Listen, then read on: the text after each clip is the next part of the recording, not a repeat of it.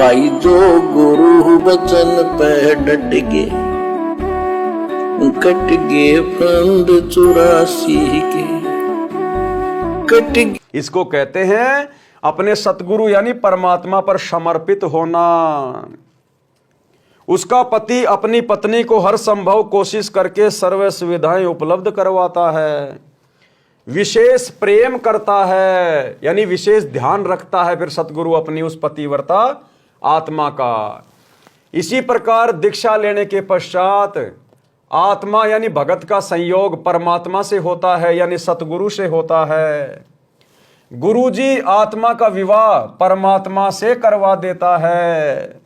वैसे तो आध्यात्मिक मार्ग में जो सच्चा गुरु होता है वो खुद परमात्मा ही होता है, लेकिन जैसा आपको पहले बताया गया है, यदि सतगुरु स्वयं को परमात्मा कहने लग जाए तो भगत इतनी जल्दी मानेगा नहीं। अपने गुरुजी के प्रति मन में दोष निकालेगा कि ये तो मेरे जैसा इंसान है, अपने आप को भगवान कहता है।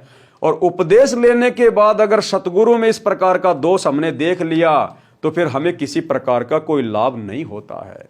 इसलिए सतगुरु हमें भक्ति पर लगाने के लिए शुरुआत में अपने आप को परमात्मा से अलग दर्शाता है कि मैं तो परमात्मा का नौकर हूं, उसका गुलाम हूं।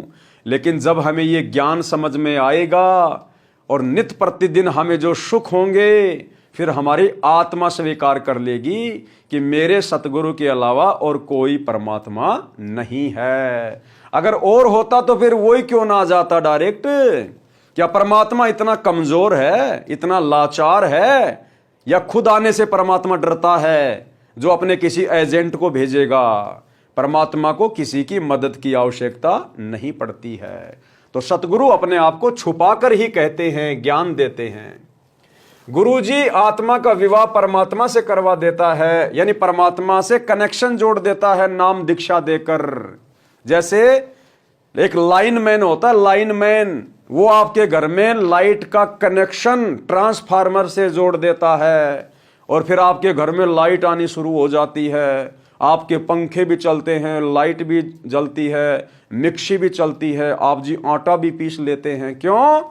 क्योंकि लाइनमैन ने आपके घर का कनेक्शन ट्रांसफार्मर से जोड़ दिया है। इसी प्रकार सतगुरु आपका भक्ति रूपी कनेक्शन परमात्मा से जोड़ देता है, जिस कारण से सर्व सुविधा फिर आपको प्राप्त होना शुरू हो जाती है।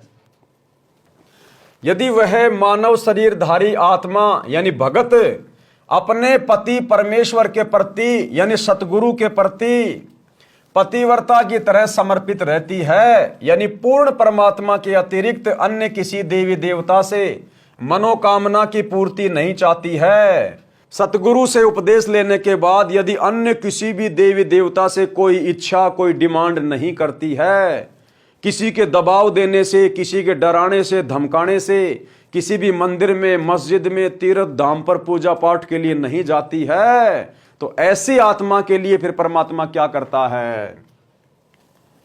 यानी पूर्ण परमात्मा के अतिरिक्त अन्य किसी देवी देवता से मनोकामना की पूर्ति नहीं चाहती है, तो उसका पति परमेश्वर उसके जीवन मार्ग में बाधक सब पाप कर्मों के कांटों को बुहार देता है, यानी साफ कर देता है। उस प्यारी आत्मा के जीवन में जितने भी कष्ट हैं, संकट हैं, परेशानियां हैं, जो आगे आने वाली हैं, जो वर्तमान में आ रही हैं, जिसके कारण वो दुखी है, सच्चा सतगुरु उसके पास पावर होती है, शब्द शक्ति होती है। सतगुरु जो चावे सो कर ही 14 कोटि दूत यम डर ही, ऊत भूत जम त्रास निवारे, चित्रगुप्त के कागज फाड़े। यानी उस भगत आत्मा के भाग्य में यदि संकट है, परेशानी है, तो परमात्मा चित्रगुप्त के कागजों को फाड़ देता है जहां पर उस भगत का भाग्य लिखा होता है, और नए सिरे से अपने भगत का भाग्य लिख देता है, दुखों को सुखों में परिवर्तित कर देता है। इतना सक्षम होता है सच्चा सतगुरु। उस आत्मा की जीने की राह सुगम व बाधा रहित हो जाती है, यानी उस भगत के सारे झंझट समाप्त हो जाते हैं, उसको मंजिल सरलता से मिल जाती है, यानी उसको जीने की राह मिल जाती है, एक उम्मीद मिल जाती है। उसका रास्ता क्लियर हो जाता है, उसके मन की सारी शंकाएं समाप्त हो जाती हैं कि कौन भगवान है, क्या भक्ति है, कैसे सुख मिलेगा। उसको ज्ञान समझने के बाद और सतगुरु की शरण में आने के बाद सब कुछ क्लियर हो जाता है। फिर तो वो ज्यादा से ज्यादा दूसरों को समझाने का प्रयास करता है, क्योंकि पहले उसका जीवन दुखमय था। सतगुरु का ज्ञान समझकर शरण लेने से जीवन सुखमय हो गया। फिर वो अपने रिश्तेदारों को, यार दोस्तों को, जो उन्हीं परंपराओं में उलझे हुए हैं, रीति रिवाजों में, देवी देवताओं की भक्ति में, वो फिर उनको भी सुलझाने का प्रयास करता है। उस आत्मा के लिए परमात्मा क्या करता है, उसको संत गरीबदास जी ने परमेश्वर कबीर जी से प्राप्त ज्ञान को इस प्रकार बताया है।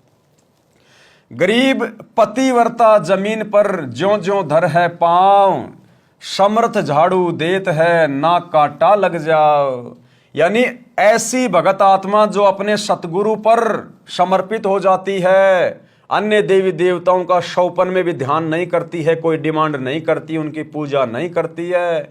और वो आत्मा, वो भगत स्त्री या पुरुष जब अपने जीवन रूपी सफर में अपने पांव रखता है, यानी वो आगे बढ़ता है, तो समर्थ यानी सतगुरुदेव भगवान अपने उस भगत के उस सफर में झाड़ू देता हुआ चलता है, उसके जीवन की बाधाओं को आगे आगे साफ करता हुआ, टालता हुआ चलता है कि कहीं मेरी प्यारी आत्मा के पैर में, यानी इसके भाग्य में, इसके जीवन में कोई कांटा ना लग जाए, कोई संकट ना आ जाए।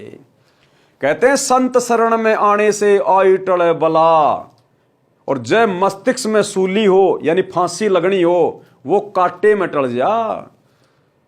अगर सच्चे सतगुरु के भगत के भाग्य में अगर मौत लिखी हुई है, तो सतगुरु उस आत्मा को भक्ति करवाने के लिए, जीवित रखने के लिए मात्र उसकी उंगली को काट के छोड़ देगा। यानी जहां उसकी एक्सीडेंट में मौत होनी थी, केवल उंगली के चोट लग के रह जाएगी। और उस भगत को भी इस बात का परमात्मा आभास करवा देगा कि आज अगर तेरी जान बची है इस भयंकर दुर्घटना से, बीमारी से, केवल मेरे सतगुरु की कृपा से बची है। और उसका विश्वास भक्ति में और अधिक। जो गुरु बचन पे डट के, कट गे फंद 84 के, कट गे फंद 84 के, कट गे फंद 84 के।